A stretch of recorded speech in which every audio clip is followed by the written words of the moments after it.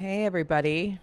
Well, there's no one on yet, but since Kat is putting these up on YouTube, I got to start talking even if there's nobody here. And I certainly hope the description of this went up because it just seems a little different.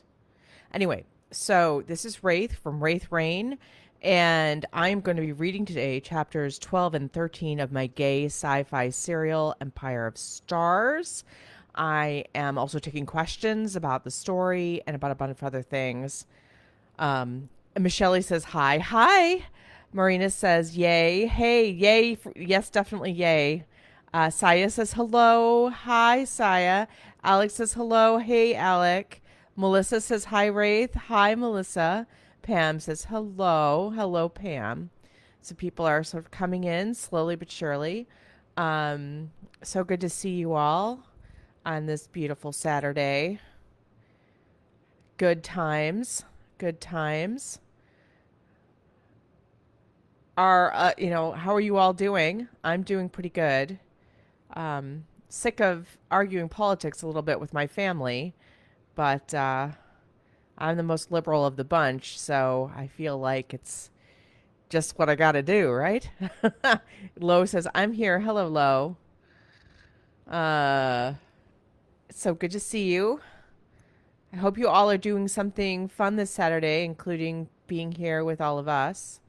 Um, this is going to be a fun part of my day. Then I'm going to be with some friends tonight, which is still such a wonderful thing. I know with the pandemic, we're all in our, the little bubbles that they tell you to be in, and we're all sort of in them together, and they're coming here for burgers and stuff. So that ought to be fun. Are you guys planning anything good? I know some of you are on the other side of the world, and therefore it's already night. But here it's 2 o'clock, nearly 2 o'clock in the afternoon, and in Chicago. Looks like we're gonna have some rain, and it's very warm today. So, hold on 1 second. This is the Optimum front desk. Yeah. Hey. Yes. Hi. I groceries downstairs. Yes. I'll come get them. Thank you so much. No, I really appreciate it. Thank you. All right. Bye bye. I don't know if you heard that. I groceries delivered, but I'm not going to go get them until after our live stream today. Um, Delivering groceries is the best thing ever. So, okay, you guys who have been watching and listening and reading Empire of Stars, you know that we're going to be doing 12 and 13 today. We're up to 14 actually on the site. So if you want to read along, please do. I'm sure there will be typos. Oh, Alex says, went out to lunch with a friend and colleague to celebrate my birthday, which is on Monday. You've been having like the 12 days of Alex's birthday. I am normally the same way. Saya says, I'm going to go to sleep after this. It's like 3:50 a.m. here in Japan. Oh my God. And you're awake. You're awake. Um, I am honored that you would be up this late for this. Not just for this, I'm sure for other things too, but that's awesome. I'm a night person, so it's been very hard with the day job having to get up and, well, now that I just have to roll out of bed and get on the couch. But it used to be much, much crueler having to get up much earlier to shower and get in the car. Now the car sort of feels like a very expensive paperweight. Um, but went out in it yesterday. I have a convertible and it was beautiful. Pam says, I had today family time, a little walk in the park. Very nice, Pam. That sounds lovely. I am avoiding my rower, even though it's staring right at me, saying, why haven't you done me today? And I really need to do that. Marina says, I'm transferring to Japan next year. I'm going to get up early for these. Oh, my goodness. Are you teaching over there, or what are you doing, Marina? Saya says, can't miss it. Aw, thank you, Saya. That's so sweet. I do my best. I love doing these. This will be the last one, though, for this month, and then we will have a Dragon's Reign podcast next Saturday. Lurleen says, hey, Raythe. Hey, Lurleen. It's nice to see you, as always. It's quieter here today, but I suppose that's to be expected. We are all a lot of us are going into summer, and even with the pandemic, being outside is like a big deal. Although for Chicago people, it's like we have some few beautiful days, and then it's like 90 and humid. It's like, oh, I'll just stay inside of the air conditioning. Although I do love it here, which is strange, I'm sure, to a lot of people, but Chicago's really awesome. We're gonna wait a little bit longer until about a little after 2 before I start reading. So, oh, Marina, active military. That's right. I did know that about you. Oh, that's fantastic though. That's you do get to travel and see places and do things. I forgot that you were in the military. I'm sorry. That's awesome. I know it gets a little like corny, but thank you for your service. My nephew was in the National Guard, and he just went over to Iraq, and now he in Afghanistan, and now he's back. But Saya says to Marina, "Oh, nice. Where in Japan are you going?" So hopefully Marina will answer that. Zon Alec Green says, "Yay, Dragon's Reign." Hello, Raythe. Today we're doing Empire of Stars, but next week we are doing it's the Dragon's Reign podcast, and I am actually behind on that. Kat will probably kill me because the site and the free podcast are catching up to one another, and I do want to get ahead again. So Marina is going to Okinawa in Japan with her an active duty person. That is awesome. Yeah, we are much quieter today. That's all right. I feel like it is something that now people are waiting to see it be pre-recorded, and then they can just like scroll past my nonsense. Um, are you all anyone playing video games this weekend? No, The Last of Us 2 is out. I am not actually playing that one. I'm not a big fan. No, it's a beautiful, beautiful game, a really amazing game. I'm playing Elder Scrolls Online. I'm having a blast with that. Is anyone else playing games or anything like that?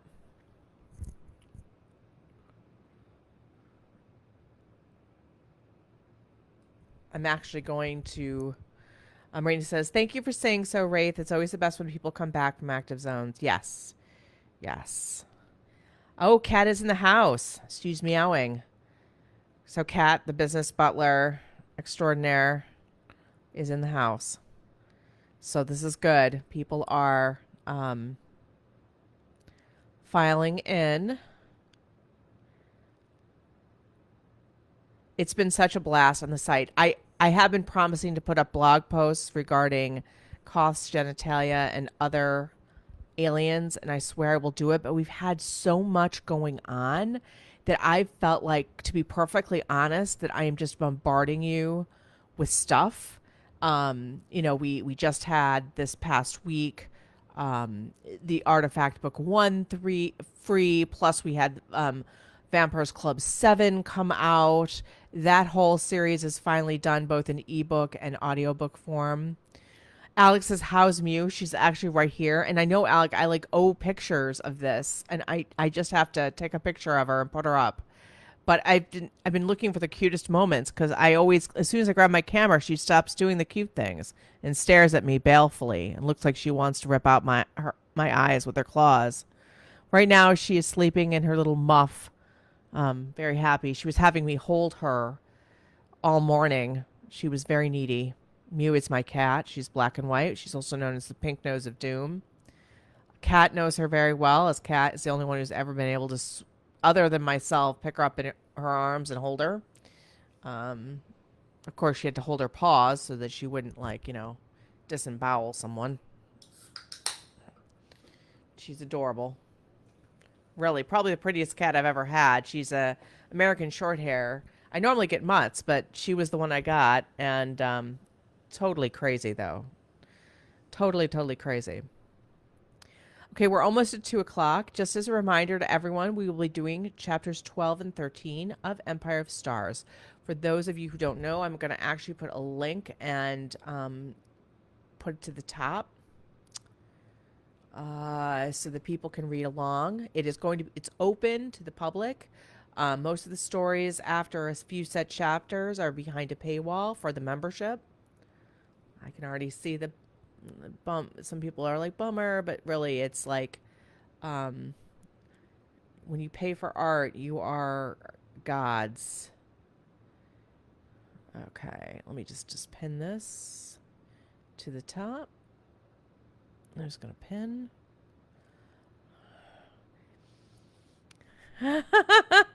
Okay, so Pam says, I started to make Sims after your characters, so I have a Nate and Emery's, Bex and Elric, and the rest will come. So I can surround myself with the Raythe Rain universe. It's so cute.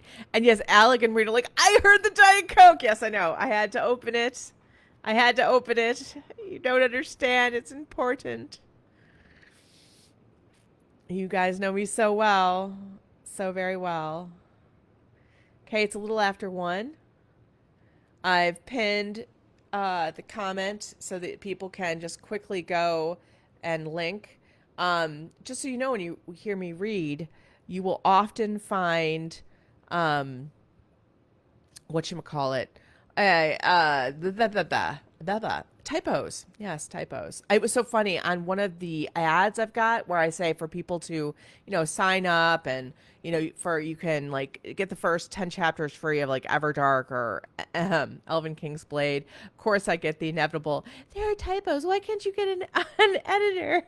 I'm like, okay, here's a link to the FAQ. Here's an explanation. It will drive you crazy if you join join the site if you can't stand typos. Marina says, I'm currently working on crew members of EOS Casanova Supply Guy. Oh. And Kat says to Pam, if you send a video, I'll put it up on the YouTube channel. Definitely do that. So we do our best. If you got everything, there's somebody made some really fun videos too that I saw on Twitter of the characters for Dragon's Reign and with some fun music. It was really great. Okay. So let me just make sure I've got everything going on here. Yeah, people are slowly filtering. We normally have about 30 people. We've only got about half that today. It's quiet. Pam says, when I manage to make one, I will do that. Great. Definitely. We love it. We love to see what you guys do. Marina says she loves the typos, and that's why I love you, Marina, because the typos are awesome. Because I think to myself, like, that person's complaining of typos, and you guys have seen me do the wrong names. Characters. I'm thinking, oh boy. Oh boy. I swear to God. Kelly said, just got it. Was not coming up on Facebook until I did on my cell. Well, that's frustrating. Thank you for letting us know, Kelly. There's been some weird stuff where, like, Facebook is not, like, the link isn't working for the general page, and I can't do I tried the first time basically, having it run so you could see the countdown and like could just like go directly to it. And honestly, the live stream never went live. So I had to redo it, and that was even more of a disaster.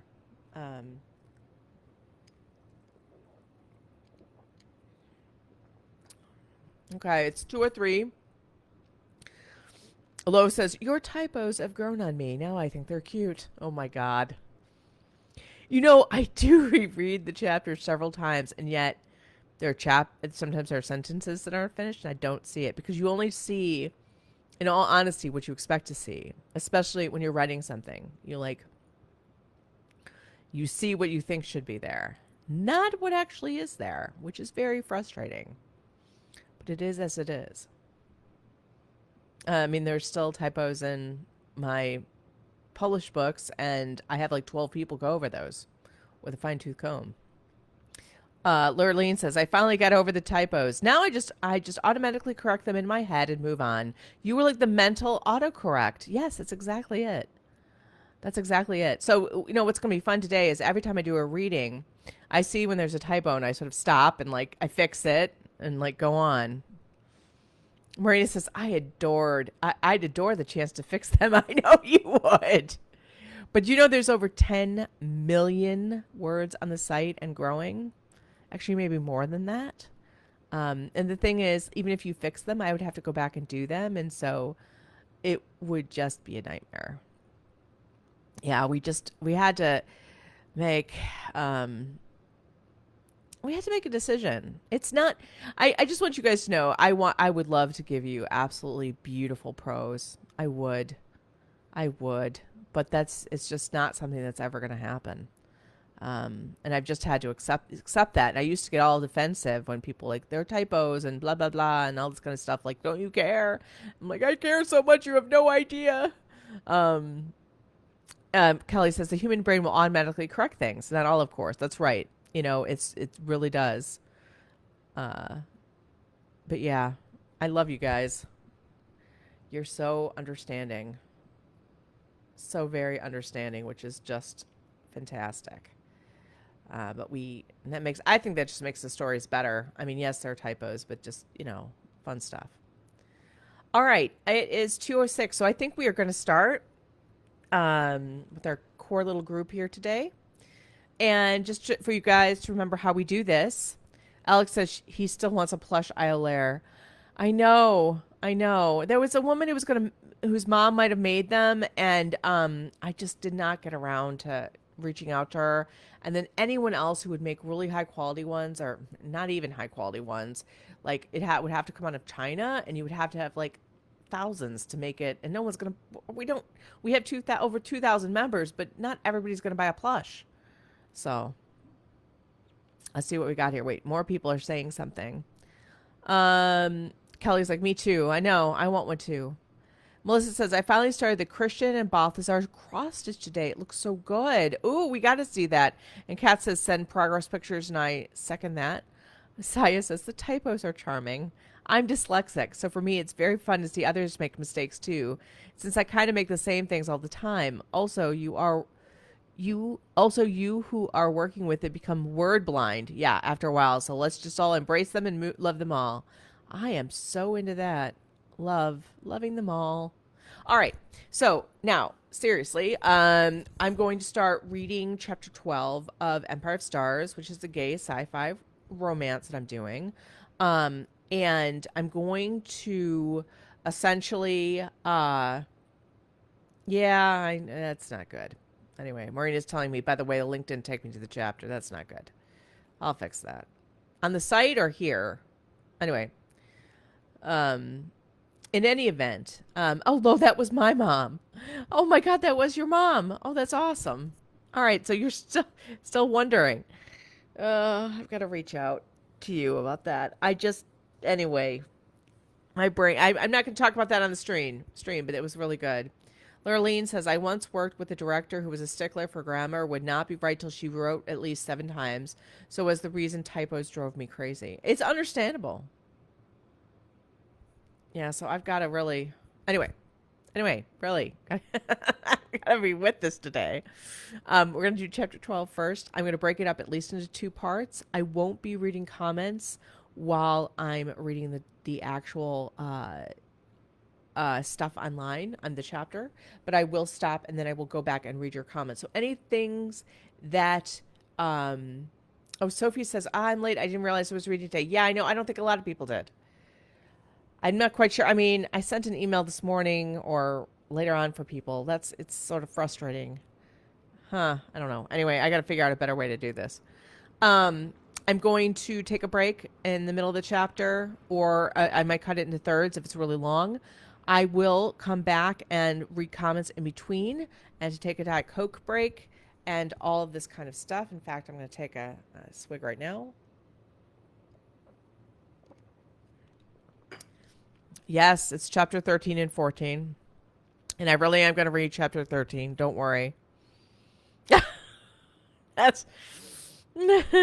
Oh my God. The typos just add to the charm of the feelings of intimacy, family. Typos will never take away from the delightful story. Life is too short. Thank you, Bob. That's what Bob said. Yeah, guys, it is 13 and 14. Jesus Christ. Excuse my language.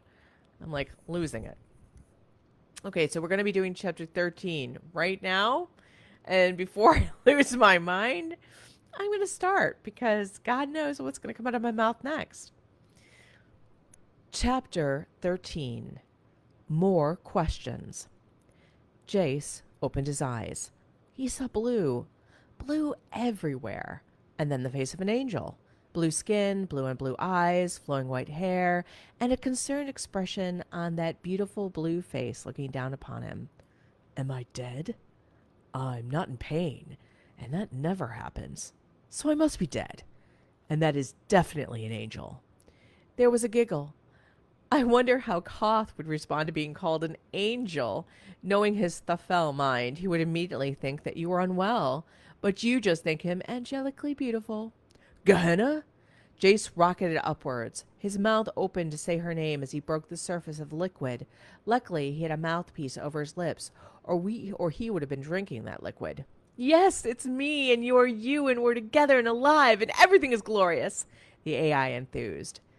Jace. Khoth had his arms around Jace's shoulders as he helped Jace take off the face mask. Jace took in a grateful breath. Despite it being there to help him breathe underwater, it had been annoying out of the liquid. Once off his face, the mask retracted on its own into the pool and disappeared. Khoth? Jace asked as the angel became the Thafel commander firmly in his head once again. His mind started to fill back in with the wild time they'd had to get to Gehenna. The pain he'd been in was but a distant memory, though. In fact, all pain seemed to be. Are you well? Your vitals appear. Khoth looked over his shoulder towards a holographic screen that showed some kind of readout. Jace recognized the jumping line as his heartbeat. Your vitals are in the green range, but that does not always signify complete health. I feel... Jace paused and swallowed. His voice sounded a little ragged. He was thirsty, he knew that much. But how did he feel other than that? It was what he didn't feel that was boggling him. That no pain thing, that sense of wellness. It was something he'd never actually experienced before, and he couldn't quite quantify it now. I'm not sure, to be honest. You have undergone an ordeal, the Thafel commander stated softly, and there was a flicker of, what, guilt? Relief? Combination of both? In those blue-on-blue eyes that reminded Jace of the universe. There were parts of his memory that were a little hazy. Maybe that was what was causing this strange well feeling. He frowned as one of those hazy moments surfaced. Did I... die? Yes, you were clinically dead for 5 of your Earth minutes, Khoth answered. Huh, okay. Well, not dead now, so that's good? Jace flushed as he heard himself make what should have been a statement into a question. Wait, I didn't mean to actually make that sound like a question. It's good not to be dead. Very, very good. I can't tell you how good, to be honest. Just spectacularly good. You are still orienting yourself. It is understandable if you were not able to assess your own well-being at this time, Khoth said without judgment. Jace remembered something else then, too. You, evidently made up your mind not to simply take Gehenna and leave me to face my fate. I'm alive, so you saved me. I only did what was right? No. It wasn't right to save me? Jace lifted his right eyebrow expressively. Khoth was suddenly not meeting his gaze, but was watching the screen where Jace's vitals were. But then that screen winked out of existence, causing Khoth to just stare at the surface of the pool. Finally, he answered, The needs of the many should outweigh the needs of the one. But the many are made out of the ones, Jace stated. Khoth's head jerked up, as if Jace had said something profound, though we knew he hadn't. Some could say that since his own life had been the one in this case, that he could hardly argue on behalf of an individual meaning more than society, without it sounding completely self-serving. But Khoth didn't seem to be reacting to that. There was something in his eyes, though. He surprisingly gave a sharp nod. Yes, I do not regret my actions, but I fear that they will likely earn me exile, Khoth stated. What? No! That can't be. That's not... Oh my god, what is that? Jace had been blinking and looking around them. He caught sight of a squid, but made of metal and tubing. The glass skull suddenly lit up, and the squid was looking at him. Jace! Gehenna called to him merrily. That is, Khoth began. Gehenna! Holy crap! So I didn't dream she was a gigantic metal squid, Jace laughed. Indeed not. It was not a form I thought she would inhabit, Khoth agreed with him. Oh, this? This isn't my form. It's just one of the Osiris's cleaning bots, Gehenna explained as she disconnected a tube to her glass head. You took over a cleaning bot? Jace said out loud. What? Khoth's forehead furrowed. I did not. It's Gehenna. Gehenna, aren't there any speakers on that thing that you can speak out loud so Khoth can hear? Jace asked. He felt Gehenna blush. He couldn't exactly explain how his mind received a physical action as a mental one, but it did. I could, rig something up, but... She hesitated. But what? He prodded. But it wouldn't sound like me. I'm not following you. I've rather gotten used to sounding like I do to you, she explained hastily, and her tentacles quivered with anxiety. There was a rustling sound as they brushed against one another. I'd rather wait and talk out loud after I've fixed something up properly. Jace found himself smiling softly at her. I guess I do understand. Though I would have thought for an AI that since you could have any voice you want, that it wouldn't matter what you sounded like. Are you attached to the cleaner bot body? Is that going to be what you inhabit from now on? She raised some of the tentacles, and the tips had different tools on them that whizzed and buzzed. I admit that this form is rather useful, but it's not cute. No, not cute, Jake cocked his head. I don't know. It could be cute, but in an evil sort of way. She showed him some wicked-looking little buzzsaws, some pinchers, and other pointy things he couldn't imagine what they were for, on the tips of other tentacles. I know, right? But it was all I could get hold of, and thankfully it doesn't require that much power to operate. I had to conserve energy. Jace knew there was a story there, but he wanted her to tell it when others could hear. Well, it suits you for now. We can find you something cute later, right? Oh, yes. I'm really interested in inhabiting the storm spike for us to go flying together. And the storm spike is definitely real? Like, really real? Jace felt his heart beat a little quicker. Of course, she told him and spun around. Her tentacles flew up rather like a dress. I had a good look at the Osiris's manifest. I needed to see what material I had to work with. I can't wait to see what you inhabit next then, Jace said. Will it be cute, sleek, cuddly, deadly, or a combination of all of those? Oh, all of them if I can help it. She paused and then said with a tentative gesture of her tentacles towards him, Jace, speaking about inhabiting cute forms, you should check out your own. Khoth was while you were transforming, Gehenna chuckled. Jace frowned. What was she talking about? Then he noticed he was naked. Where had his clothes gone? They'd been on him when he went into the liquid. He was sure of it. He then blushed because he realized that, yes, he was naked in Khoth's arms and still sitting in the pool. He didn't believe Gehenna's words about Khoth checking him out. Khoth was, well, whatever else the Thafel had going for them. Big muscular physiques and strong jaws with attractive features were on the top of that list. He was sort of scrawny and had no muscle tone, and he stopped himself. He was fine as he was. He was happy with who he was. Considering his illness, that he was alive was awesome. But still, he was naked, with Khoth, in Khoth's arms. Jace immediately moved to cover himself when he saw the back of his right hand and forearm. There were electric blue lines running along his veins and arteries. As he stared, they faded and then disappeared altogether. But he had a sense that the blue, almost indigo color was just hidden, not gone forever. He blinked. But that wasn't the weirdest thing about his body. And that had been weird. No, it was the fact that he had muscular forearms. He closed his hand into a fist and watched as the muscles flexed and moved beneath his skin. He'd always been attracted to a guy with muscular forearms. He had never been anything like this, though. Gehenna? What happened to me? Am I this big all over?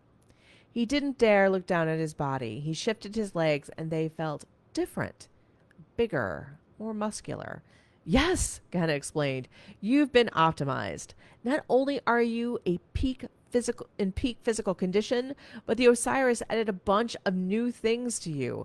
Fast healing, super strength, well, for a human, slowed aging. I'm not sure if you age. Let's see. There's so much here.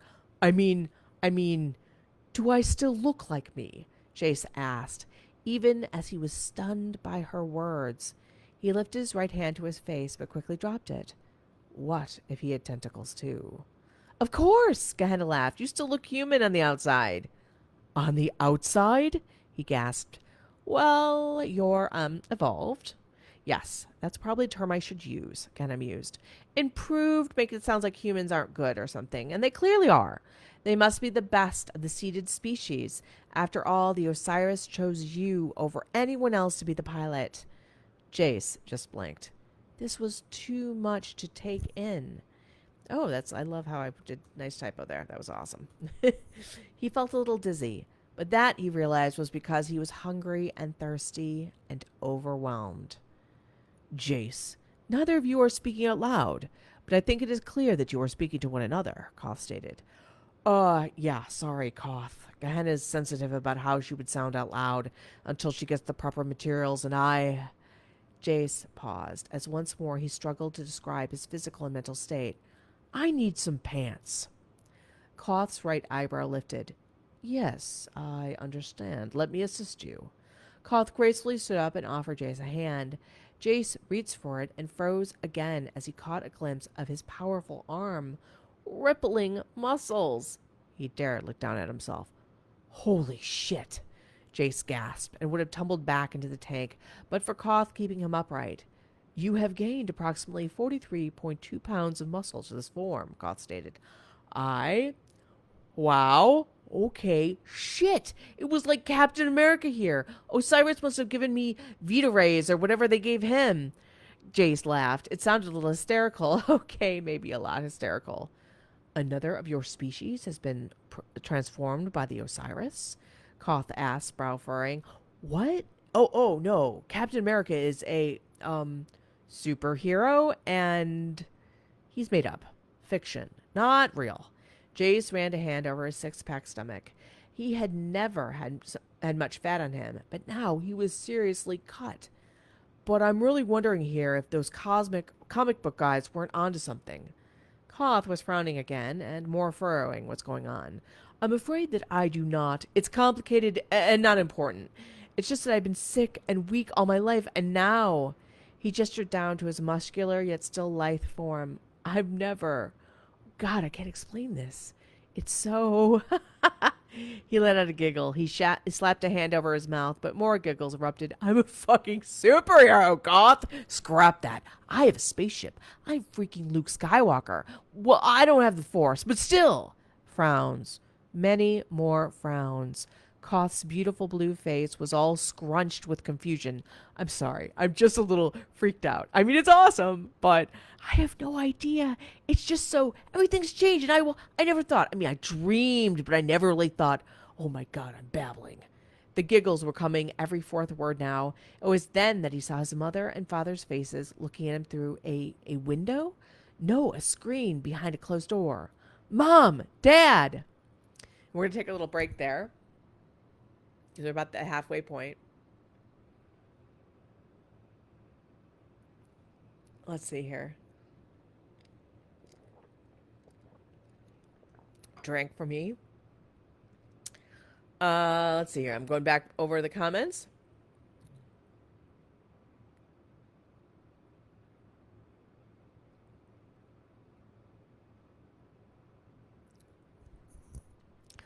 Sophie says, I didn't check my emails today, but it's okay. I arrived just in time. I'm glad you did. I'm trying to figure out, like, on the calendar, it does show story time, so you can know, at least the days. And it's normally 2 o'clock that I'm having these twice a month. Sophie says, Khoth is definitely an angel. I know, right? He looks so, like, angelic. Lisa says, yes, I'm here today, Lisa. It's so good to see you. Lo says, I just realized Jace has been thirsty this whole time without any drink of water. You're right. I didn't give him a drink of water, and he needs that. Actually, it's funny. Because there's a lot of action going on, and there's a lot of...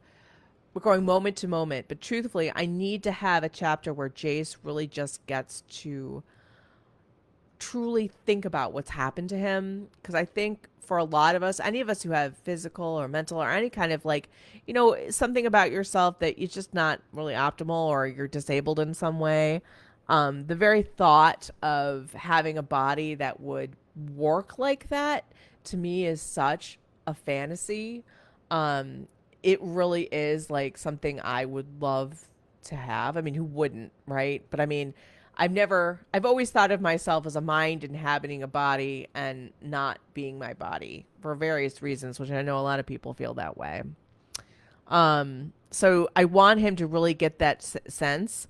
And by the way, he is not going to be fully free of stuff from his past. So he's not going to suddenly be, I'm perfect now. But I also want him to sort of deal with the fact of like what it's like to have now a body that works for him and what a joy that is. But at the same time, realizing that he is able to A, appreciate it a hell of a lot more, but B, his illness really has taught him to be deliberate and actually has given him some powers too, if you really think about it, because from a very young age he's had to really think about everything he does, and that's really important for what's going to happen, you know, when he's commanding a crew and all this kind of stuff.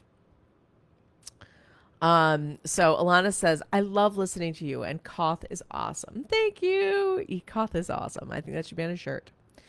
Kelly, okay, well, not dead now, so that's good. Laughed my behind off and then thought that a corny pickup line with death and angels was just waiting in the wings somewhere. It really, really is. Marina's like, great analogy to Low. Marina says, headcanon. Gehenna's real voice is terrifying. Yes, it probably is. Because she's an AI, so for her, what would be an optimal form and an optimal sounding, you know, voice, and what's her real voice? And it's like, oh god. Lo says, I was being literal, but thanks for making me sound deep. Love it. Joe says, hi, might have to dip out. We're driving home from Colorado. I'm currently dying after having finished Ghost 2. My gosh. Yeah, I saw pictures of you in the car on Facebook with a doggy. I love your animal pics. I'm like following your life through Facebook. It's far more exciting than mine. Ghost 2, yes, I have some definite ideas about that. I really feel I made a mess of that, a hash of that entire story, and there are people who are so mad at me about that. So mad. Just for those of you who don't know, who've just read it and been like, oh, I don't understand the problem. I had intended it to be a love triangle. It was a love quadrangle, and the person he really was meant to be with was someone I hadn't even intended to have in the book. And suddenly I had to somehow, I couldn't deny that that was the one true couple. And it felt weird and wrong. Not that, I don't know. I was not happy with it. But it is as it is. So Marina says, Gehenna's presentation issues are so adorable. Almost like body dysmorphia, but different because she's an AI. Yes, I know. She's sort of like trying to find what's her. And I mean, she likes different things and she can inhabit anything, and yet she does feel like she has a sense of self. Gehenna, not being cute brings to mind anime. I wanted her to be she's both very serious, but also she has a very silly side, and she's young in some ways. That will become apparent to I think that's apparent to everybody, that she's new to all of this, just as Jace is. Sophie says, he was naked in Khoth's arms. Perfection. I know. There's so much action coming up in the story. I mean, so much action, and I need them to have some sweet time together. But, you know, there are moments. There are moments here. Alex says, told you Jace was going to get naked. Remember, the first thing a guy does is check out his junk. I know all the guys on the site were like, Raythe, have him look at his cock. And I was like, I was going to, but then I thought that was not a good idea. And I'm like, I don't know. And then you're all like, he would have looked. So I got to have a scene where he's like really checking himself out. Hopefully I'll have him do that before some really big, really scary stuff happens. Lo says, I completely understand Gehenna's voice issues. I wish my voice could sound the way it does in my head. It sucks having your voice misrepresent you. Yeah, I mean, it's when I hear myself now on the podcast and everything, that is not at all what I think I sound like. It's really weird. It's so weird. Marina says, Jace's pop culture references are so adorable. And you know, it is something because he is such a big sci-fi fan like I am. But I also find, and this is sort of a cheat, but I think I try to do my best at descriptions and stuff like that, but I think a lot of it is so easy to give you quick references. Like, for example, there's the Tony Stark holographic thing. It's like, oh, that makes total sense. Versus I'm describing it. I don't know if it will look like that, but that's what I'm seeing. And that's how he would think of it. Just because he's like us. Jace is one of us. Alex says, I'm not sure if you age. Ah, yes, the blessed, wonderful Raythe reign immortality. Love it. I know. I do love immortality stories because it's just such a bummer to grow older and then die. God, that's really grim. Okay, Kelly, my favorite part is the sci-fi reference trope. Is that the right words? I don't know if it's the references. And this story's full of sci-fi tropes. I mean, definitely. We've got the farm boy, which is sort of the hero trope. All that kind of stuff. So all of this. So yes, but the references I think are important because it sets Jace as one of us in the sense that he is a fan of the sci-fi stuff. And I mean, if you think about it, like you grew up loving, like thinking to yourself, I would love to be Luke Skywalker or whatever, a Jedi or a Sith or something like that, and fly spaceships and be everything like that. And then suddenly you're able to do that and you have all these powers and you're like, I'm really one of that. I'm one of what I love. Marina says, so many frowns. Yes. Khoth was frowning and frowning and frowning and frowning. Sophie says, quotes, I'm a fucking superhero, Khoth. Scrap that. I have a spaceship. I'm freaking Luke Skywalker. I laugh so hard. Right, exactly. It's like, going from being a cosplayer and just dreaming about this stuff to really being it. Lo says, Raythe, your reading of Jace's excitement is wonderful. I just feel like in those moments, I feel like that would be me too.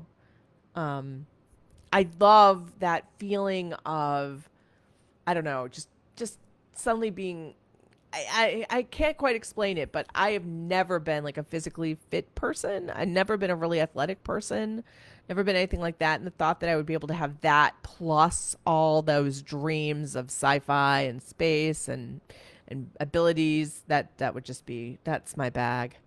Bob says, oh my God, Gehenna has issues. I love her. I think she and Thama would be BFFs. I can only imagine all the trouble they can get into. Oh my God, those two. You're right. They're like going to be totally naughty on the ship. I just can't even imagine what they're going to do. Oh, they're going to do so many naughty things. Kelly says, Khoth needs a schooling human culture like Teal'c from Stargate SG-1. Though the movie with James Spader and Kurt Russell is better. Yeah, I know. How did they do? How did they school Teal'c? Because I really only watched a bit of that. I didn't watch a lot of SG-1. And I don't know why, because there was a lot of good stuff in there. Lurleen says, I think Jace needs that quiet time before he sees the outcome of the coup and faces the General and the Alliance so he can come to some terms with his changes. Yes, I think there will be a moment where he's sort of more getting suited up and getting ready to go to the ship, one of the cool ships, that we will have that quiet moment and really get him to have a chance to just sort of like absorb this a little bit because we are going 1,000,000 miles per hour. So Shaylina says, totally forgot about the live today. Thankfully, my phone reminded me. And I was able to join after helping a customer. Oh, yay, you're here. Yeah, more people definitely filled in. We're still a little light today, but...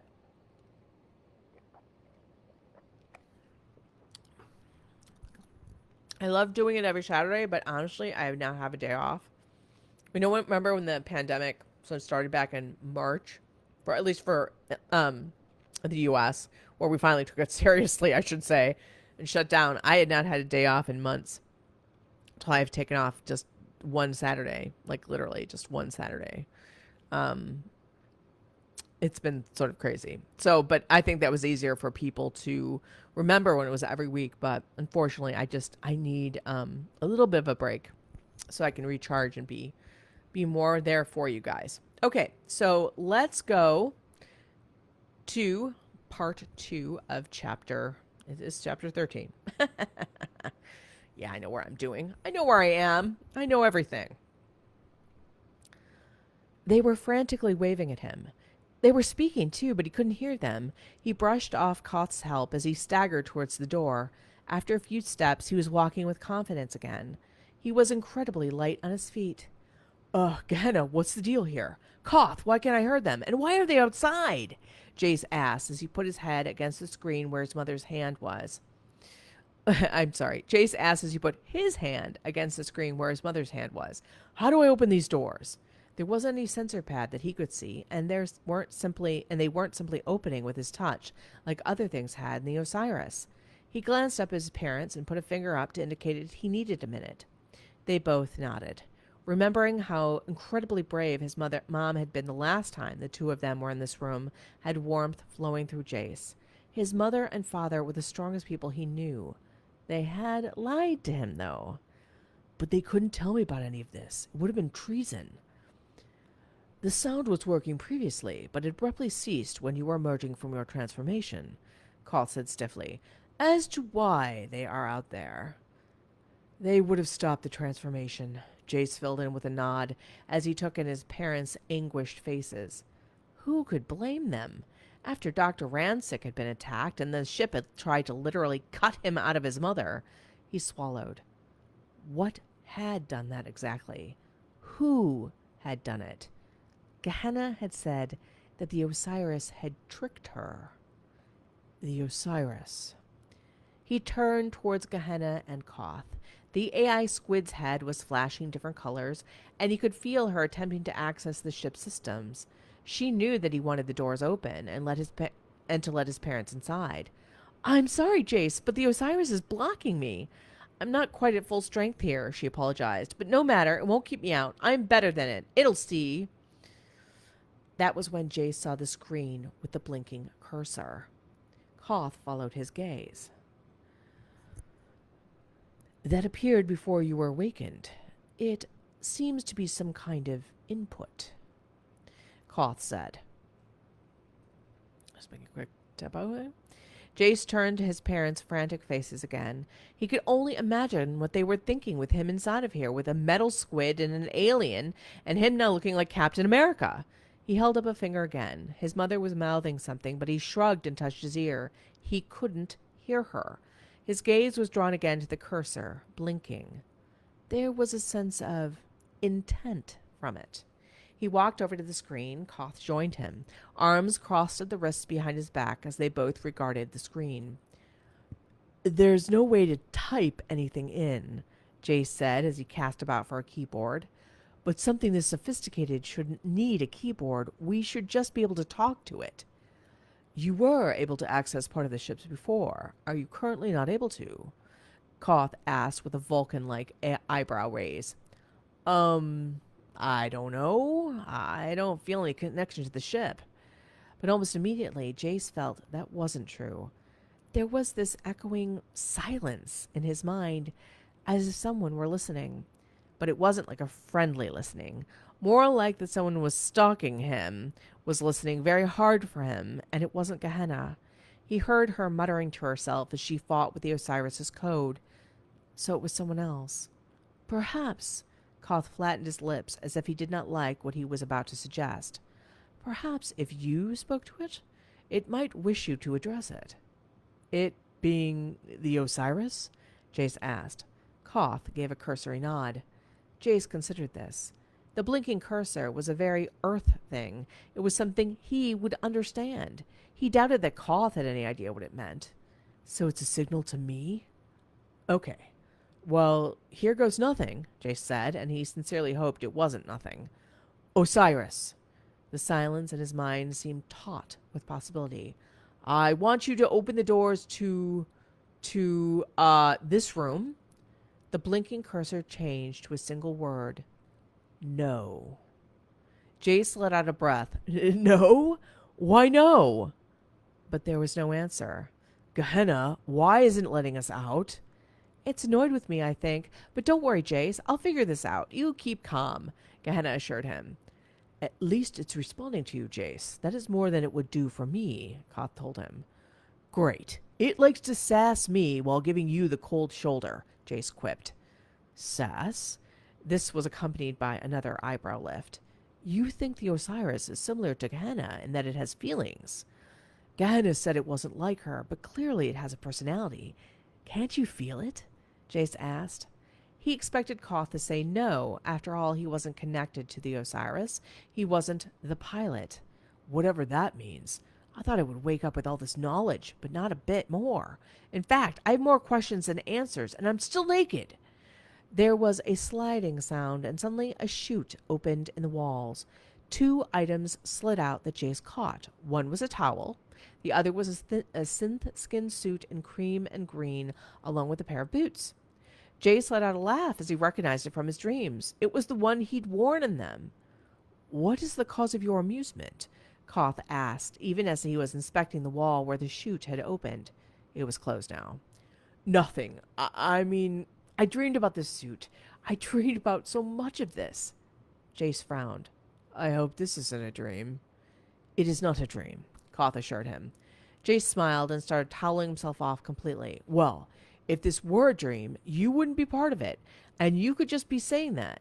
I'm sorry, if this were a dream, you would be part of it, and you could just be saying that. I do not think that I would lie to you, even in a dream, Khoth said as simply. But I don't know you that well, Jace pointed out as he remembered how to put on the synth skin suit. He stepped into it and brought it up over his arms and shoulders, and then touched a spot over his chest. The synth skin immediately form-fitted to him. He then simply stepped into the boots that snicked around his feet and calves neatly. He held up his right foot. Hey, I did it!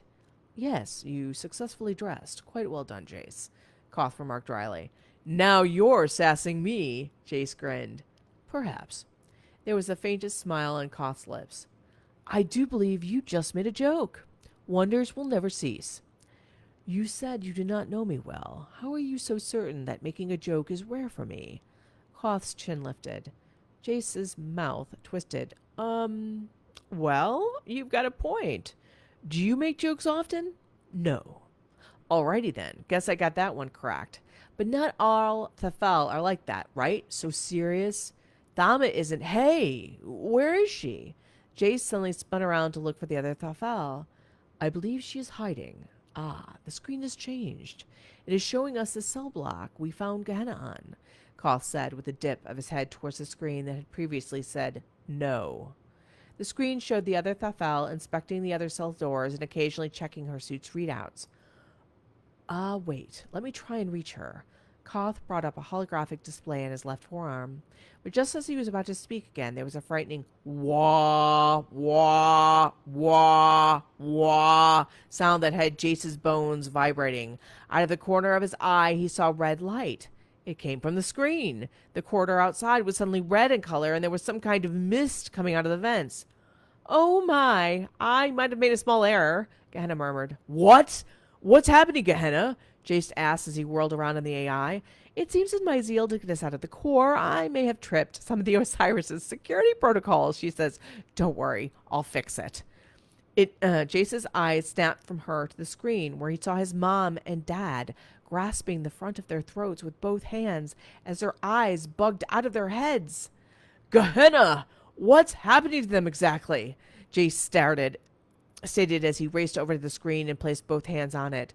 They are, suffocating, she answered, but I will get this figured out.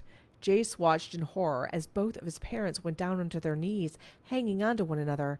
He was about to scream Gehenna's name again, but then he realized she wasn't the one he should be addressing. He whirled around to the screen again. Osiris!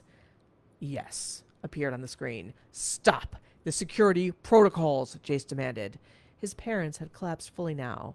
There is a criminal. You will obey me, Jace shouted, and he saw one of those live electric wires in his mind, like he had with Metal Rain. He grabbed hold of it. There was a sharp stab of pain, but that quickly passed. He felt the ship all around him, and that sense of listening was intensified. You will stop the security protocols, Osiris. I am the pilot. There was a pause, and then a single word appeared. Yes. Woohoo! That's the end of chapter 13. That was a fun one. Okay, so we got 14 next. We just need to take a little breather here so I can have some Diet Coke. You guys, see if you have any questions, comments.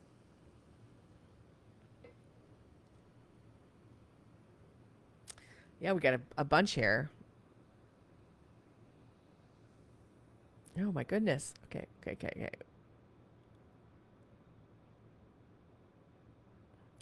okay. Kelly says, make sure you take off more, Wraith. I know it may not be easy to, but I know it is important to mentally recharge as well as physically. Well, I have the day job and Wraith Rain. Wraith Rain makes me happy. I mean, it. Don't get me wrong, writing the chapters is hard. I mean, as I'm sure if any of you have written, you know that it's both the most pleasurable and the most painful thing one can do, and so that's really true. And it's like with my day job, it's like when I take time off now, or even any time, but now when I'm just not even going anywhere, the work piles up, and it's harder when you go back. And I'm sort of like at that point. But I'm trying to do some fun things, trying to, do a little balance. But I don't want you to think that Wraith Rain is a burden. It's not at all. You guys are not. It's just I need like a day just to like play Elder Scrolls Online and just not think. But even when I do that, I have to write and all this other kind of stuff. So Marina says, we can live without a podcast or a live reading as you need it. Please take care of yourself. Thank you so much. I really appreciate it. Wraith Rain really is, though, the thing that makes me feel like I have a purpose in life. I love doing, I love, maybe love is a strong word, but I enjoy my lawyer job, but I really enjoy, I mean, this is like my life's blood. So it's pretty much an honor to get to do this. Let's see. So Kelly says, the presence of the Osiris. It always feels like somebody's watching me. Yes. The Osiris is always watching. Marina says, Osiris is the ultimate staid and stoic. Yes, it is. It's very much, it's a little bit sociopathic. It's a completely different idea for a type of AI than Gehenna, for example. Kelly says, Gehenna, a disaster, constantly waiting to happen. She thinks she has control and then gets a smackdown from the Osiris. Exactly. She does, she has her moments. She has her moments. But I love that she makes mistakes and learns and is really trying. Marina says, I personify the Osiris as a huge, stony-faced, no-nonsense, and monosyllabic. Yes, that's exactly what the Osiris is. But in a way, the Osiris has to learn some other stuff, too. Kelly says, I concur with Marina about Osiris. Shalinda says, totally just locked myself out of the office at work. Oh, my God. Oh, no. Oh, no. I hope you can get back in. Oh, thank goodness. Sophie says, if this were a dream, you would be part of it. Jace is confessing his love already. Well, Khoth is an angel, and he is like a dream being. He really is. Joe says, oh no to Shaylin too. We're all worried about you being locked out. Lo says, Khoth's joke. She's laughing. Yeah, I know. He did make one, so that was good on him. Shaylin gives us an update here. Luckily, my coworker lives close and is coming to rescue me while I get to enjoy the podcast. Well, thank God. You're okay. You're gonna get back in. I live in a condo building, and during this time when we're all here, I'm leaving my door unlocked when I go out because I'm just going down to get groceries or do something. And because my biggest fear is being locked out. Alex says, poor Gehenna has no clue what she's doing. She doesn't. She really doesn't. She's learning as she goes. Lois says, oh, Gehenna, shakes head. Yes, exactly. Kelly quotes, I am the pilot. I know people were saying, like, I am the navigator, and I never saw that movie, so I don't know what that is. Alec goes, I am the pilot, and I am the keymaster. That's awesome from Ghostbusters. And Kelly's like, who are you going to call? Tonya says, you are really good, Wraith. Trying to multitask, but I just had to stop and listen. Thank you, sweetie.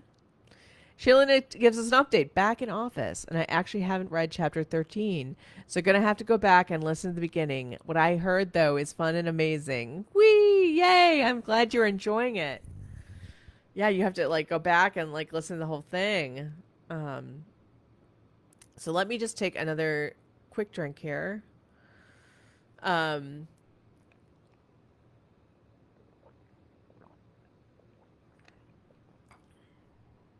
you can all hear this. I'm telling you, so yummy.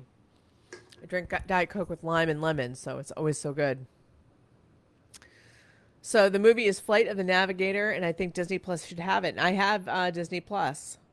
I swear I only watched Mandalorian on it, and then I watched Artemis Fowl, which is a travesty. But I didn't read the books, but I was like, holy cow, this makes no sense. This is really bad. And I felt bad because I was really looking forward to it, which is, here we go. All right, so I'm going to read the first part of chapter 14, and then I'm going to take a breather. Let's just see how big chapter 14 is. So it's about the same size as chapter 13, so probably like just one break in between. So guys, like, I can't wait to hear what you think. This will be really sweet. Here we go. Chapter 14, Nature. Stop the gas, get oxygen in there, and open these goddamn doors, Jace ordered the Osiris. Again, there was a simple response. Yes. Immediately, the gas that had been pouring out of the vents into the corridor was flushed out and oxygen was pumped in. The doors did not open until all the gas was gone, Khoth noted. Then they whooshed to the sides and Jace surged through them without thought. Khoth and Gehenna hesitated in the core chamber's doorway. They watched safely from there as Jace dropped down to his knees between his parents. Worried they're going to put you in a cell too? Gehenna asked over his suit's interface. I don't recommend it. I've rather spent too long in one as it is. Do you know why you were in a cell? Khoth asked softly to the squid-like head. That's, unclear, Gehenna answered, but he didn't believe her. But regardless, Jace and I have things to do. Involving the Osiris and the Cool? Khoth asked her. Yes. They cannot be allowed to continue on this path, Gehenna answered. Thinking of what he had read in his sister's journal, Gehenna might also have come from Thausia. She might be an experiment, or something that the splinter cell of Alteeth had created to help destroy the Cool. The Osiris was one method of attack. Maybe Gehenna was another. He couldn't quite understand if part of being the pilot required Jace to be connected to her and the Osiris, or if she had just interfered at the wrong moment and become wrapped up in all of this, like her error with the security protocols. What do you want, Gehenna? What are your plans for Jace exactly? Khoth asked. My first action will be to ensure that there is no damage to Jace, she said. No further damage, you mean? He corrected her dryly. Her tentacles softly clacked together as he made her flinch. Yes, quite. The process to become a pilot should have happened all at once, but it was stopped and restarted with Jace. Khoth felt a touch of alarm. Jace appeared perfect, but he had been transformed hugely in just a sub-cycle of this planet. It would leave a mark. He carefully studied Jace as he interacted with his parents. The Parkers were already recovering. They were both sitting up and reaching for their son. Mom, Dad, are you okay? Can you talk? Jace asked them as they touched his face and shoulders. They see the changes in him. Jace! Oh, Jace! Diane wrapped her arms around Jace's neck and clutched him to her. Are you all right? Mom, it's okay. I'm okay. Are you okay? Jace asked as his mother held him and his father petted his hair. We're fine, Jack said, but you, Jace, you're big. Jace laughed with a touch of hysteria in his tone. I'm as big as you, Dad. I think a little bigger, Jack laughed as he squeezed Jace's bicep with appreciation. I can't believe. What's happened to you? I'm the pilot. It's so wild. I can't tell you how wild it is, Jace told them both. Diane drew back and cupped her son's face. Jace, we have things to tell you about that room, about... Mom, I know, all about Dr. Rancic and what you did to save me and to protect me, Jace assured her, and he touched her stomach. I know. There's so much I have to tell you guys. Does it explain the giant squid? Jack asked as he caught sight of Gehenna. Gehenna's tentacles clacked again, and she retreated slightly as if hiding. Though how could one hide when one was a 10-foot squid? Oh yeah, that's Gehenna. She's an AI in my head, and that's a cleaning butt body she's inhabiting, Jace answered. It's a really long story, which is surprising because I didn't know any of this until this afternoon. That explanation makes me have more questions than answers. Jack laughed softly after a long moment of both parents just staring at Jace. Wait until I tell you about the Osiris giving me sass. Jace gave a weak smile. Diane and Jack hugged their son fiercely again. Khoth saw Jace's eyes close. He was smiling and holding on to his parents just as hard. Khoth felt strange watching such an intimate act between the three of them. It should be private. But humans were not like the Fel. They expressed their affections freely, but still, he wanted to at least give them the illusion that it was just the three of them. The e-pad that Diane had been holding earlier with his own mother on it was on the ground. The soldiers, over a dozen of them, were groggily getting to their feet, their weapons seemingly forgotten for the moment. He took the inattention to grab the e-pad and retreat back into the core, away from everyone. Jace would explain everything to his parents, and hopefully there would be no confrontation. Or at least not an armed one. Besides, he had to report to the Alliance what had all occurred. As he brought the e-pad up to his face, he saw that the connection was still live. His mother's face was pale and filled with worry. When she saw him, she let out a breath, which showed just how much she had been affected by what she'd heard. He opened his mouth to speak, but nothing came out. He heard Diana and Jace talking so earnestly to one another in the corridor, and he wondered what it would be like to speak with such emotion to his own mother, to be so honest, too. Quick drink.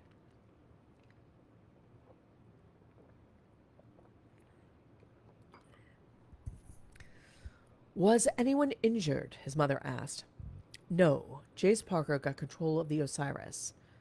Jace got control of the Osiris, his mother repeated carefully. A human caused the Osiris to act. More than that. Khoth's gaze went to the screen that still had the single yes, then slid to Gehenna. She was still in the doorway, peeking out at Jace and his family. The soldiers were eyeing her with unease, but their weapons were aimed towards the deck. What more? His mother lifted her chin. The security protocols were triggered accidentally. Jace was able to order the Osiris to turn them off, Khoth said, knowing that this would just inflame his mother's interests. At least in part. I believe Osiris intended to keep the doors shut, to keep Gehenna inside. Khoth. The use of his first name had his head snapping to attention. He had more than inflamed her. Mother. She gave a faint smile. What have you gotten into, Khoth? I think something extraordinary, Khoth answered her. Report, then. I would hear it all, she ordered. And he did. He knew he surprised her. He wasn't sure if he had disappointed her, but he had intrigued her. At the end, her gaze was distant. He waited for her judgment. Was she going to tell him that exile was to be his punishment? He had chosen Jace over the Alliance, the one over the many. Perhaps Desa and Dr. Lefray were right. What you have told me is indeed quite extraordinary, his mother said, her eyes focused on him. We must have Jace Parker, the Osiris, and Gehenna. They must be fully in Alliance hands. Earth is too distant to protect. They need to be fully in Alliance space. This did not surprise Khoth. Jace was far too valuable to leave in human hands. How long between another hive, a dozen hives, were encircling Earth? The Cool would have to be, contacting others of their kind to come. And we have nothing but a wounded Colossus ship and a barely functioning Exarch. But the Cool would not be the only obstacle they faced in getting Jace, the Osiris, and Gehenna to Hassian. The humans will undoubtedly object, Khoth told her. But will Jace? She asked. He frowned. I am not following you, Mother. He's shown a willingness to work against his own species to do what must be done, she answered. He is highly motivated by Z, as are all humans, of course, but his empathy can be directed. Directed how? And to what? Khoth replied stiffly, already feeling uneasy at his mother's description of Jace this way. If the Osiris is truly meant to destroy the Cool and Jace is its pilot, then we need to make Jace understand why he needs to make that happen, she said. The cool ship are still on the ground, yes? Full with their human cargo? He had not understood her until then. You want me to show Jace what the cool do? Show him what he would be fighting against. Show him that whatever petty desires the humans might have don't trump that, she explained. He could well imagine Jace's reaction to the suffering that would be in those ships. His mind flashed to Desa. The larva had been dark under her skin, separating it from the fat, muscle, and bone beneath. They had curled in her brain. They had nested in her eyes. Blood had flowed from every opening in her body, a body that was softening. The suffering that had been written on her face was only exceeded by the gratefulness that he was there to make it all end. Then his stomach curdled at the thought of exposing Jace to that. After all the young men had been through, he did not need to see that, did he? If I am right about him, I believe that he could not only be a great asset to the Alliance, but also against the humans, she said. Against them? His eyebrows lifted. You do not approve of this plan, my son? She asked. He looked into her eyes. You seek to use what is admirable about Jace against them, his family, and his species. Her eyebrows lifted. You find him admirable. He is not like us, but that does not mean that there is nothing there to admire. Khoth responded simply. I am surprised that you understand him so well that you thought up this plan. Perhaps it is because I know you better than you know yourself, she answered after a moment. His eyes widened. He had no idea what she meant by that. We will be sending ships and personnel to Earth, Khoth. Make sure that Jace is ready to accompany us. Their connection cut off. Gehenna, he realized, was watching him. Or he thought she was. It was rather hard to tell, as she was a cleaning bot that had no eyes. Your mother's plan will work, Gehenna transmitted to his suit, expelling all doubt that she had heard. Jace will be moved by their suffering. He will want to avenge them, and will want to keep others from that fate. He flattened his lips. The ships will have to be removed. It will be good for Jace to see, for the humans overall to see, what we face. You don't think that. You don't want to do this, Gehenna stated. That would be illogical. It is best if this technology, including you, be in Alliance hands, guided by the greatest minds. Forgive me, but your Alliance's minds don't hold a candle to mine, Gehenna stated. Really? So being tricked by the Osiris twice, or so it seems to me, makes you... The Osiris is far above your scientists, too, but I will beat it. You will see, she said, and he could almost hear her humph in her voice. So, what are you going to do? Okay, we're going to take a little break there because we're halfway through the chapter. Let's see, people are chatting. All right.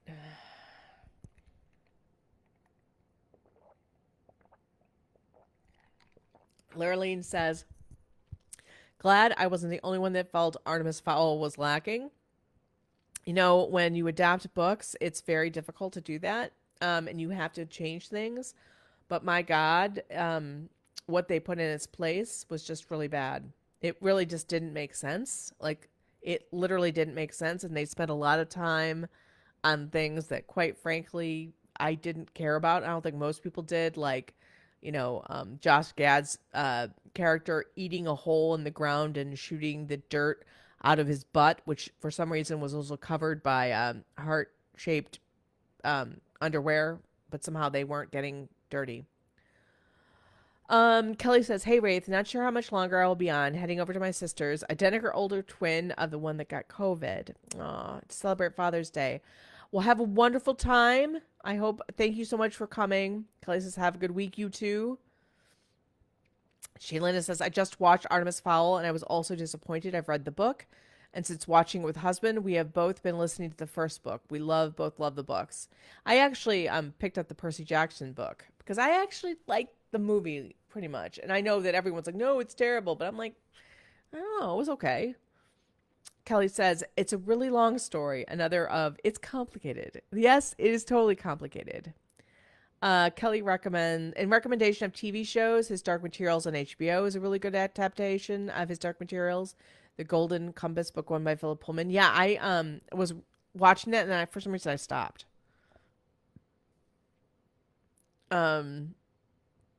Joe seconds that recommendation.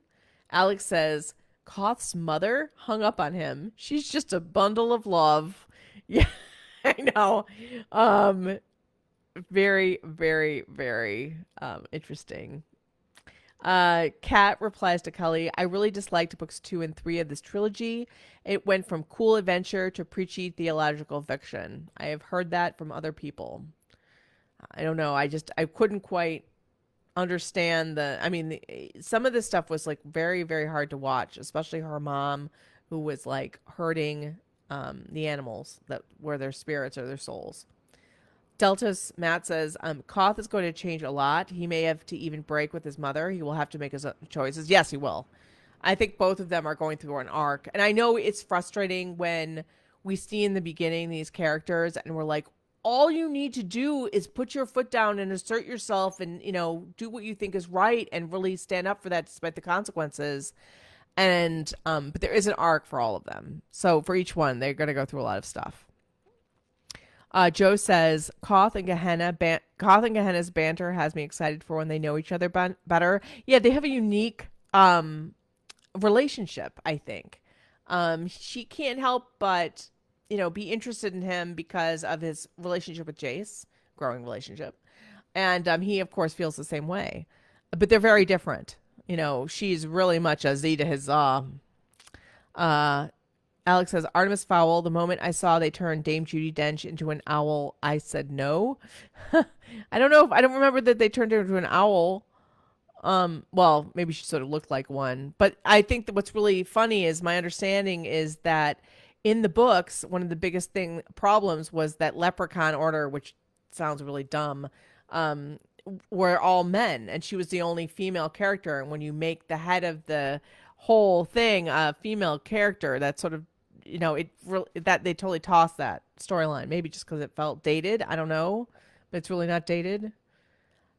I think what really got me, and I do not want to criticize a child's acting, but Disney did not really want to make Artemis Fowl into the villain he was. And the kid had probably the emotional range of, well, a very, very limited emotional range. He just did not have that. And then they had this nonsensical thing of him, basically becoming Holly's friend within 2 seconds, and they were not friends and all that. But, there we go. I could wax on. Thank God we're not talking about The Last Jedi or something like that, because you guys would hear me rant. Kat and Sylvia have already heard that rant. All right, so let me just take another drink, and then we will finish up chapter 14, my friends. Okay.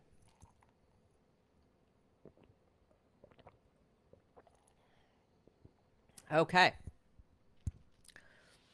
Another one of the human military had arrived, and from the medals on his uniform, he appeared to be a person of greater rank than even Colonel Diane Parker. This was not good. I need to get another Thafel up here, Khoth stated, and used his suit's communication systems to contact Thama. This time, it went through without problem. Khoth, where are you? What happened to Jace and this squid? Are all functional, Thama. I need you by my side. We have humans to deal with, he said the last as the higher-ranking human met his gaze. This human had dark brown skin and darker eyes. He was older than Diane and Jack. He held himself in that stiff posture of all of the military officers. The Parkers were speaking with him under their breath. Jace was adding his own commentary. It was more furious and intense from Jace. They want to send Jace to the infirmary and take you into custody, Gehenna stated. Jace is arguing in your favor. He won't be poked or prodded either. This leader smiled at Jace and patted his shoulder, but then fingered the material of the inner suit that Jace wore and shook his head in amazement. General Intashkin is telling Jace it will be fine. And I have his name spelled wrong there. They do not respect Jace. They are treating him as if he is a child. He is the pilot. Knowing Jace, he will show them that in short order, Khoth said dryly, as he thought of the young man's ability to get into trouble. Are you ignoring me, Koth? Thama sounded really ready to burst. If you think that I'm going to sit down here while... Come to my location. The lift is working, Thama, he said as he sent her his exact location and cut off the connection, as General Intoshkin and the three Parkers were approaching. Koth straightened up and crossed his arms at the wrists behind his back. Well, well, well. So you're the Commander Khoth Voor I've heard so much about, General Intoshkin stated. There was a smile on the general's face, but it did not reach those assessing eyes. From the moment you arrived, you brought trouble with you. I had nothing to do with the Cool coming here. They arrived before I did, Koth reminded the man. And without my presence, you would have been overrun. Without both of us, remember, Koth? Despite your heroic landing pose, you didn't do all of this yourself. Metal Rain, remember? Jace stated as he brushed past his parents and General Intoshkin. You were very instrumental as well, Jace, Koth agreed. We make a good team. He patted Koth's arm before going over to Gehenna, who was trying to hide. Jace, where are you going? Stay with us, Diane called. It's okay. I've just got to talk to Gehenna for a minute, Jace called, not stopping for them. Jace smoothed his hands over the squid-like head and tentacles of the cleaning bot. Though Jace was not speaking out loud, it was clear that he was speaking to her, probably calming her down. Koth turned back to the general and the parental Parkers. Jack put his arm around his wife's shoulders. It looks like he is a very strange friend. Can she be trusted? After everything she did? Diane's head swung to Koth. I'm not sure we can trust anyone. It is interesting that you speak of trust, Colonel Parker, as the incident in this room that occurred before Jace's birth was not reported to the Alliance, Koth replied coolly. Diane became stony-faced.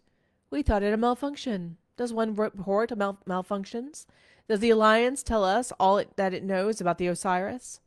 No, but that is not the agreement between us, Koth stated simply. Diane's nostrils flared. I wonder if kidnapping my son and entering into the Osiris to release a prisoner AI violates that agreement. Koth stared at her and said nothing. It seems to me that both sides have perhaps not lived up to the agreement, General Intoshkin stated simply, as if he were the reasonable one.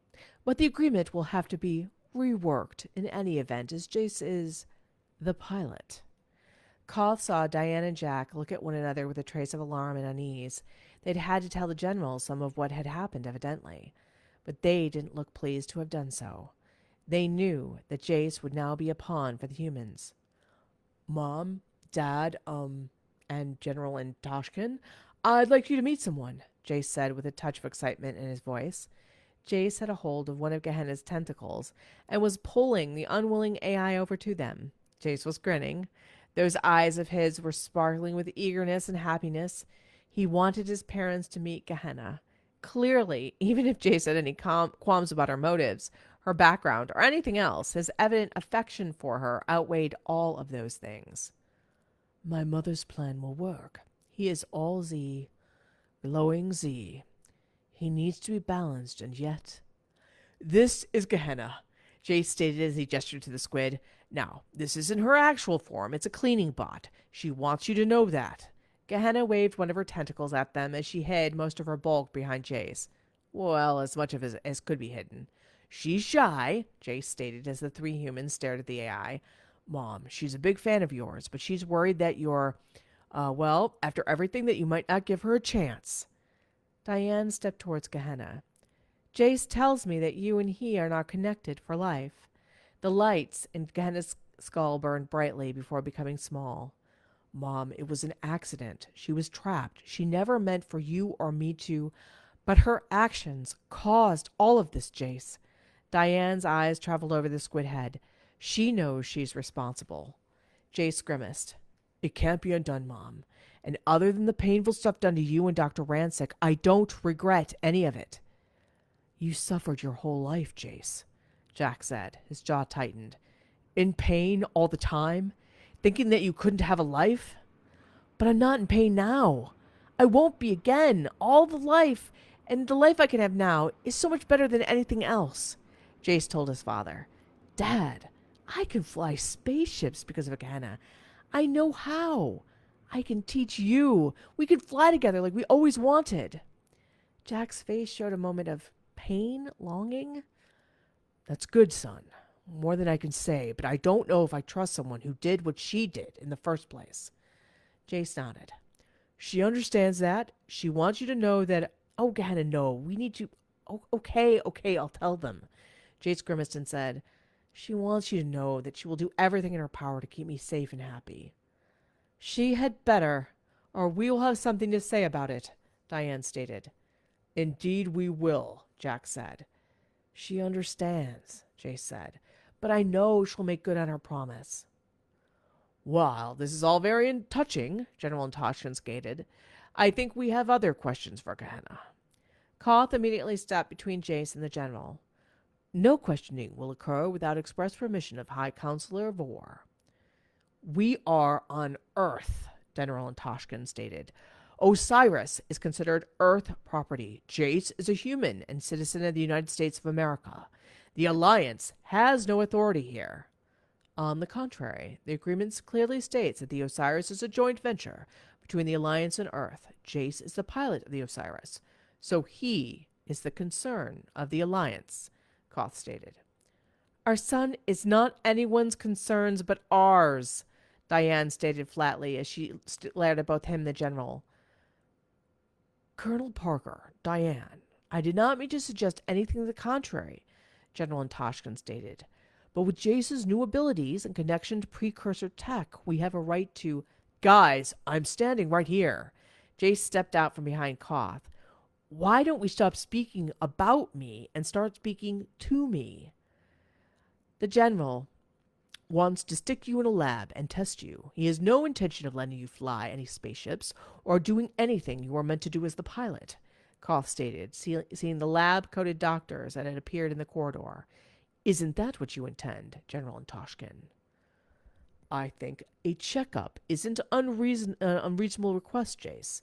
Not after what you've gone through, General Toshkin said with a shrug. Jace glanced over at the doctors, and a moue of distaste crossed his lips. I've had enough poking and prodding for today, I think. Besides, you won't understand what you find anyways, and it can't be duplicated. How do you know that? General Toshkin asked. Did Gehenna tell you that? Khoth was curious himself, but he knew that Jace was telling the truth. Jace shook his head. He pointed towards a screen where the Osiris had communicated with them. The blinking cursor was back. The Osiris told me, Jace answered. The Osiris? The ship? General Toshkin asked. The ship is also an AI? It's something, Jace said. There was a sound of thumping boots as Thama came down the hallway jogging. Her cheeks were flushed a dark blue, and she looked both excited and alarmed. What took you so long, Flight Commander? Khoth asked with a frown as she ran into the room. She put her hands in her thighs and breathed. I hate running on this planet. I want my ship back. Thama, you okay? Jace asked. She looked up at him. Holy hell, Jace. You're 2 times the man you were when I last saw you. Jace grinned. It's wild, right? But you look a little winded. I was delayed, and I'm winded, Thama gasped out, because I saw something. The ship. The wound in the side of the ship is healing. And that is the end of chapter 14. Woohoo! And I used a lot of stateds in there. I have to fix that. So yes, this is like, this is, it's so funny because I thought I was ahead of myself thinking about where we are. Let's do the question here. Let's see here. Alex says, is the suit from the last chapter the one Jace is wearing in the art? Yes, it is. It is the one he's wearing in the art. The art is that. Sophie says, from what I heard of the Artemis Fowl movie, I really don't want to watch it. If Artemis is not a villain, what's the point? Yeah, he's not a villain. He's not anything. In fact, they say like, oh, he's really smart. You never see him doing anything really smart. It's really weird. It was almost like they had, I don't know. They just had no idea what they were doing. Kelly says the character development of Artemis throughout the books is what makes it. Yeah, that's what I've heard. That his interactions with his mother humanize him and bring a softness to him. And of course, she's dead in the movie, and I don't think that's a spoiler. She's just not there in the movie. Can says, I'm really late. Sorry, I had a webinar online for Clip Studio Paint. I'll listen to the replay. No problem. I'm so glad people just stopped in. Joe says, aw, shy Gehenna. She really wants to be liked. She does. She admires Diane Parker hugely, but she also knows that's the last person who will actually give her any I guess any like excuses.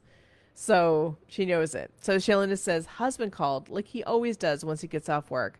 Told him he was interrupting my podcast. Shortest conversation ever because he knows how much I love listening to my podcast. Oh, that is so awesome. He knows you so well. And I love that he calls you when he gets off work to say hi.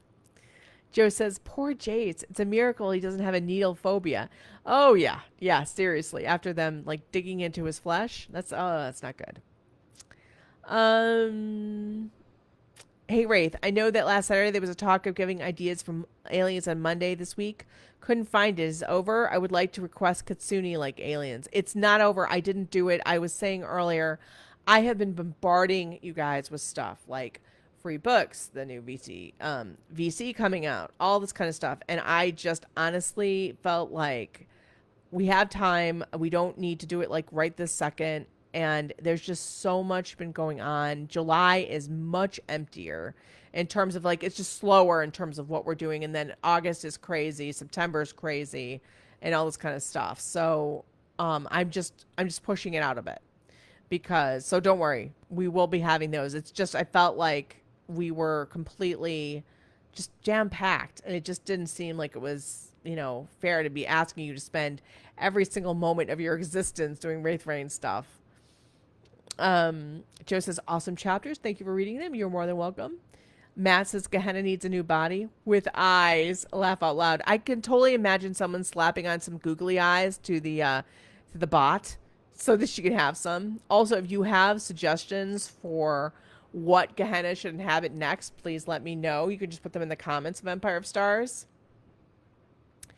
Alex says, I have a master's in disability studies with multiple classes in madness, eugenics, and healthcare ethics. The very idea of losing the right to self-determination and being poked and prodded is precisely what we are all fighting against. I really feel for Jace. Yeah, and Alex, I don't know if you heard me say this earlier, but I am going to have at least part of a chapter or a chapter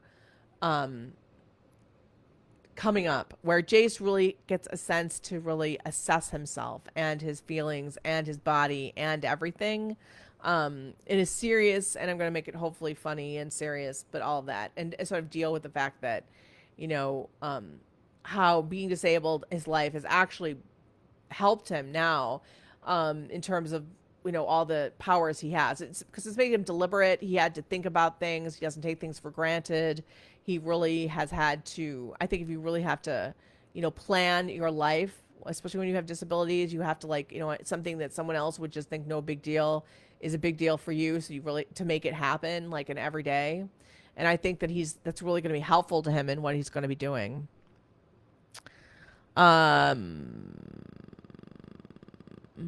Sophie says, Gehenna is so cute and awesome. It will be wild if she keeps being at odds with the Osiris and they both just sass Jace. Oh, yeah, she and the Osiris are not friends. They are not friends. Delta says, what about a human body, to save a life? I don't think that she can. She can't do that because I don't think she can, but that's an interesting idea.